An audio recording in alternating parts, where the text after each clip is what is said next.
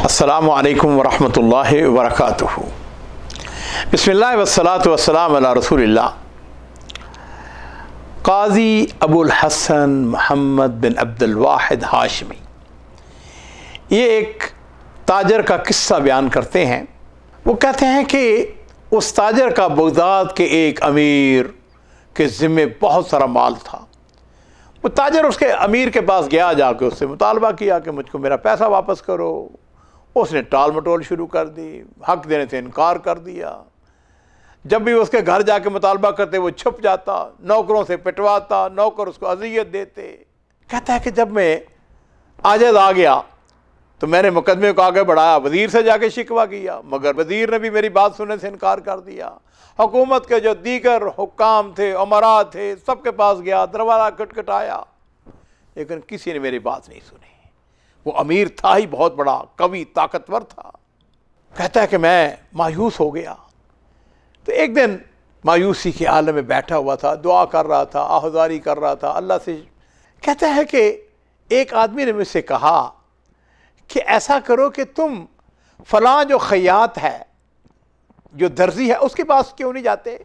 वो एक मस्जिद का इमामत भी करवाता है, हो सकता है कि वो तुम्हारे इस मुकदमे का कोई हल निकाल दे। वो ताजिर कहता है कि वो एक खयात है जी, एक दर्जी इस जालिम अमीर का क्या बिगाड़ सकता है, जबकि बड़े बड़े लोग जो हैं उन्होंने मेरी बात सुनने से इनकार कर दिया है। उसने कहा मेरी बात मानो, इस दर्जी के पास जाओ। बड़े बड़े लोग जो हैं इस दर्जी से खौफज़दा हैं। तुम ऐसा करो, इस इमाम के पास जाओ, अपना मुकदमा पेश करो, और मुझे यकीन है कि ये जो दर्जी इमाम है ये तुम्हारा मसला हल करेगा। लो जी, वो ताजर उस दर्जी के पास चला गया। उसने जाके उससे कहा कि फ़लाँ जो अमीर है उसके पास मेरा मालो दौलत है, पैसा है, मेरा हक है, वो देने से इनकारी है। उससे कहा कोई बात नहीं, मैं तुम्हारे साथ चलता हूँ। उस दर्जी के साथ हम उस अमीर के पास पहुँच गए। अमीर ने जब उस दर्जी को देखा तो उसको देखते उसके इस्तकबाल के लिए खड़ा हो गया। इंतहाई इज्जत एहतराम के साथ पेश आता है। और दर्जी इमाम ने उस अमीर से सिर्फ इतनी बात कही, कहने लगे इस आदमी का हक दे दो वरना मैं अभी आज़ान दे दूंगा। नाज़रीन कराम, जब उसने ये सुना कि अभी आज़ान दे दूंगा तो उसका रंग बदल गया, कभी तारी होगी, खौफ, दाहियत उसके चेहरे नमाया है। उसने बड़ा चूनो चुरा उस ताजर का माल वापस कर दिया। ताजर कहता है मुझे बड़ी हैरानगी आई कि ये इमाम एक मामूली सा आदमी है, इसकी हालत, शक्ल, सूरत, लिबास इंतहाई खस्ता है, जिस्मानी साख्त भी कमज़ोर है, कोई रोब दाब भी नहीं है, लेकिन क्या बात है, इस अमीर ने मामूली से इमाम के सामने आते ही बला चूनो चुरा मेरा हक अदा कर दिया है। कहता है कि मैंने जिस वक़्त उस ताजर, उस अमीर से अपना हक वसूल किया तो मैंने बतौर शुक्राना उस दर्जी इमाम को कुछ माल देना चाहा, तो उसने लेने से इनकार कर दिया। कहने लगा सुनो, अगर मुझे इस माल की ख्वाहिश होती तो मेरे पास इतने अम्वाल इकट्ठे हो जाते जिनका शुमार नामुमकिन था। मैंने उस दर्जी इमाम से एक सवाल किया। वो ताजर कहता है कि मैंने पूछा कि ये बताएं, इस जालिम अमीर ने आपको देखते ही मेरा हक क्यों अदा कर दिया, जबकि इससे पहले मैं बड़े बड़े लोगों के पास गया जी, उमरा के पास गया, गवर्नर के पास गया, वो कोई मेरी बात सुनने के लिए तैयार नहीं था। और नाज़रीन किराम, यहाँ वो वाक़या शुरू होता है जो आपको बताना मकसूद है। वो इमाम कहता है कि यहाँ पर एक तुर्क अमीर था, जवान भी था, खूबसूरत भी था। एक दिन की बात है, एक खातून बड़ी मुअज़्ज़ज़ घराने की, खूबसूरत भी थी, उसने बेशकीमत लिबास पहना हुआ था। ये जो अमीर है उसकी नज़र उस औरत पर पड़ जाती है। इस अमीर ने शराब पी हुई थी, उसने उस औरत को वरगलाना शुरू कर दिया कि मेरे घर में आओ। उस औरत ने उसकी पेशकश ठुकरा दी। उसने अपनी इस्मत, इफ़्फ़त के तहफ़्फ़ुज़ के लिए बुलंद आवाज़, उसने मुसलमानों मैं शादीशुदा औरत हूँ, ये औरत मुझे अपने घर ले जाना चाहता है। मेरे खामद ने कसम खाकर मुझसे कहा था अगर मैं इसके अलावा किसी के घर में रात गुजारूं तो मुझे तलाक हो जाएगी। अगर ये शख्स जो है मुझे ज़बरदस्ती अपने घर ले जाता है, मेरा घर उजड़ जाता है। इमाम कहता है वो औरत चीखती रही, चिल्लाती रही, लेकिन कोई शख्स उसकी बात सुनने के लिए तैयार नहीं था। कहता है कि मैंने اس عورت کو اس ظالم کے شکنجے سے چھڑانے کی ٹھان لی۔ میں اس امیر کے پاس جا پہنچا، اس کو سرزنش کرنے لگا، اس عورت کو چھوڑ دو، اپنے اس کو گھر جانے دو۔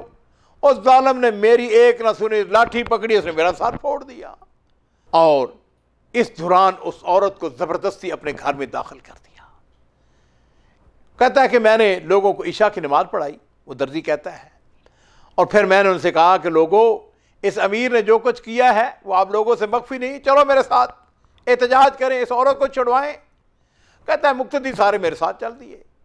جب ہم اس کے گھر گئے تو امیر نے اپنے سپاہیوں اور نوکروں کے ساتھ باہر نکلا اور ہمیں خوب مارا۔ کہتا ہے کہ جس وقت میں گھر آیا تو میں بڑا پریشان تھا، میں نے سوچنا شروع کیا میں اس عورت کی کیسے مدد کر سکتا ہوں۔ تو اچانک اللہ تعالیٰ نے میرے دل میں ایک بات ڈالی، اور وہ یہ تھی کہ میں صبح کی اذان پکاروں، صبح کی اذان دے دوں، تاکہ امیر یہ سمجھے کہ صبح ہو گئی ہے، سورج یعنی فجر طلوع ہو چکی ہے، اس عورت کو اپنے گھر جانے دے تاکہ اس عورت کو طلاق نہ ہو۔ وہ درزی امام کہتا ہے کہ میں مینارے کے اوپر چڑھا اور میں نے امیر کے گھر کی طرف دیکھا، دروازہ کھلا یا نہیں کھلا، اور پھر میں نے اذان دے دی، لیکن وہ عورت جو ہے امیر کے گھر سے نکلتی ہوئی نظر نہیں آئی۔ کہتا ہے ابھی میں اقامت کہنے کا سوچ ہی رہا تھا کہ میں اقامت بھی کہہ دوں کہ یکایک گھڑ سواروں اور پیدل چلنے والے سپاہیوں سے میرا جو گھر تھا وہ بھر جاتا ہے۔ سب نے یک زبان ہو کر کہنے لگے اس وقت اذان دینے والا کون ہے؟ این الذی اذن هذه الساعة۔ میں نے ان سے کہا کہ میں نے اذان دی ہے۔ سپاہیوں نے کہا منارے سے نیچے اترو اور امیر المومنین معتضد باللہ کے پاس چل کر اپنی صفائی پیش کرو کہ اس وقت تم نے اذان کیوں دی ہے۔ کہتا ہے کہ جس وقت میں خلیفہ کے پاس پہنچا، خلیفہ جو ہے اپنی مسند پر بیٹھا ہوا تھا، میں اس کو دیکھ کر کانپنے لگا، رونگٹے کھڑے ہو گئے۔ خلیفہ نے مجھے اپنے قریب کیا، اس نے میرے ساتھ محبت پیار سے گفتگو شروع کی، حتیٰ کہ میں مطمئن ہو گیا۔ اور پھر خلیفہ کہنے لگا انت الذی اذنت هذه الساعة، یہ تم ہی ہو جس نے اس وقت اذان دی ہے؟ میں نے کہا امیر المومنین میں نے اذان دی ہے۔ اس نے کہا کیوں اذان دی ہے جبکہ ابھی فجر میں خاصا وقت باقی ہے؟ تمہاری اس اذان سے نہ جانے کتنے روزے داروں کو، مسافروں کو اور نمازیوں کو دھوکہ دیا ہوگا۔ وہ درزی کہتا ہے کہ میں نے کہا امیر المومنین اگر آپ مجھ کو امان کا پروازہ دیں تو میں آپ کو حقیقت بتاؤں۔ اس نے کہا امان ہے، اپنی بات بیان کرو۔ کہتا ہے میں نے خلیفہ کو اس ظالم کا پورا واقعہ جو ہے بیان کر دیا۔ خلیفہ نے یہ بات سنتے ہی اس نے حکم دیا اس ظالم امیر اور اس کے شکنجے میں پھنسی عورت کو ہر حالت میں فوراً برآمد کیا جائے۔ آنن فانن دونوں حاضر ہو گئے۔ خلیفہ نے چند معتمد اور خواتین کے ساتھ اس عورت کو اس کے گھر بھیج دیا۔ اس کے خاوند کو کہلا بھیجا کہ اپنی بیوی سے درگزر کرے اور اس کے ساتھ احسان کرے کیونکہ اس میں اس کا کوئی قصور نہیں ہے۔ اور پھر اس نے اس نوجوان ترک امیر کی طرف، ہاں بھئی یہ بتاؤ کہ تمہارے پاس کتنی مال و دولت ہے؟ اس نے کہا میرے پاس اتنا مال ہے، اتنی دولت ہے، بیویاں کتنی ہیں؟ اتنی بیویاں ہیں، لونڈیاں کتنی ہیں؟ اتنی لونڈیاں ہیں۔ امیر نے جب بتایا کہ اس کے پاس مال بھی ہے، بیویاں بھی ہیں، لونڈیاں بھی ہیں، تو خلیفہ نے کہا تیری بربادی ہو، اللہ تعالیٰ نے تیرے اوپر اتنے احسانات کیے ہیں اور پھر بھی تو نے اللہ تعالیٰ کی حدود کو جو ہے پھلانگا ہے، اس کو پامال کیا ہے۔ خلیفہ نے اس کو سرزنش کی، اس مجرم کے پاس کوئی جواب نہیں تھا۔ خلیفہ نے حکم دیا اس کے پیروں میں بیڑیاں اور گردن میں توق ڈال کر بوری کے اندر اس کو بند کر دو، اور پھر حکم دیا لاٹھیوں سے اس کو خوب مارو۔ سپاہیوں نے خلیفہ کے حکم کی تعمیل کی اور مار مار کر وہ چیختا رہا، رحم کی بھیک مانگتا رہا، لیکن کوئی اس کی آواز پر کان دھرنے والا نہ تھا۔ چلاتے چلاتے اس کی آواز پست ہو گئی اور پھر خلیفہ نے حکم دیا اس کی لاش کو اٹھا کر بوری سمیت درائے دجلہ کے اندر پھینک دیا جائے۔ عزیزان محترم، اس امام کو خلیفہ نے کہا امام سنو، آج کے بعد تم کوئی منکر دیکھو، اس کا ارتکاب کرنے والا کتنا بڑا آدمی کیوں نہ ہو، اگر تم مجھ تک نہیں پہنچ سکتے تو ایسا کرو کہ اسی وقت آذان دے دیں، جس طرح آپ نے اس مقدمہ کو منظر عام پر لانے کے لیے اذان دی تھی۔ تاجر کہتا ہے کہ امام نے مجھ کو بتایا اس واقعے کے بعد اگر میں کسی بھی حکومتی آدمی کو کوئی بھلائی کا کام کہتا ہوں تو وہ اس کو قبول کرتا ہے، اگر کسی منکر سے روکتا ہوں رک جاتا ہے، اس کے اوپر خلیفہ معتضد باللہ کا خوف طاری رہتا ہے۔ لیکن سنو، آج تک دوبارہ اس قسم کی اذان دینے کی مجھ کو نوبت نہیں آئی، اس لیے کہ سب لوگوں کو پتہ ہے کہ اس اذان کی قدر و قیمت کیا ہے۔